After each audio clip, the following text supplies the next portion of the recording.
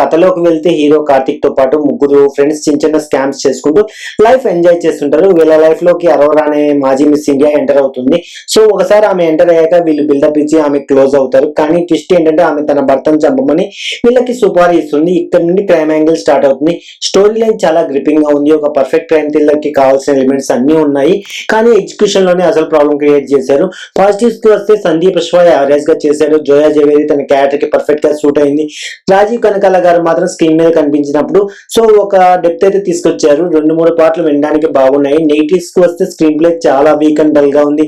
First half మొత్తం glamour songs మీద focus పెట్టారు. సీన్ టు సీన్ లింక్ ఉండదు. సెకండ్ హాఫ్ లో క్రైమ్ యాంగిల్ స్టార్ట్ అయిన ట్విస్ట్లు ఎలాంటి ఇంపాక్ట్ అయితే క్రియేట్ చేయలేదు.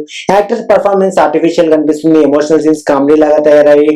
పాటల ప్లేస్మెంట్స్ కూడా వరెస్ట్ గా ఉన్నాయి. టెన్షన్ ఫీల్ అవ్వాల్సిన చోట సడన్ గా సాంగ్స్ వస్తాయి. గంచి క్రైమ్ స్టోరీని week screen play poor acting తో నీరు కార్చారు. రాజీవ్ కనకాల పర్ఫార్మెన్స్ తప్ప హైలైట్ చేయడానికి ఏమీ లేదు. నా రేటింగ్ 2/5. ఈజీగా స్కిప్ చేసేయండి. మీరు చూసారా? కామెంట్స్ లో చెప్పండి. వీడియో నచ్చితే లైక్ చేయండి, ఫ్రెండ్స్ కి షేర్ చేయండి. ఛానల్ సబ్స్క్రైబ్ చేసుకోవడం మర్చిపోకండి.